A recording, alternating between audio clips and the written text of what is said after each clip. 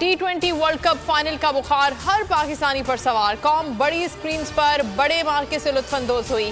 कराची, लाहौर, इस्लामाबाद, फैसलाबाद और खानिया समेत कई शहरों में बड़ी स्क्रीन पर मैच दिखाया गया। इंग्लिश कप्तान जोस बटलर चैंपियन बनने पर खुशी से निहाल।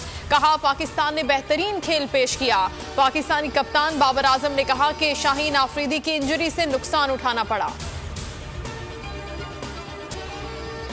और हकीकी आज़ादी मार्च का आज से खारियां से आगाज। खिलाड़ियों का जोशो खरोश दीदनी। इमरान खान वीडियो लिंक के जरिए खिताब करेंगे। कप्तान का जमान पार्क लाहौर में मसरूफ दिन। रहनुमाओं से मुलाकातें शेड्यूल। जमान पार्क की security high alert. KP police के कमांडोज तैनात। एतराफ की गलियों में भी पुलिस तैनात।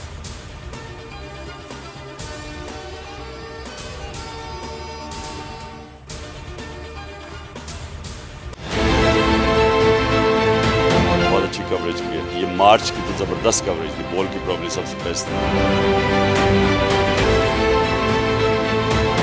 सबसे ज्यादा रील्स और सबसे ज्यादा रेटिंग के साथ बोल रहा नंबर 1।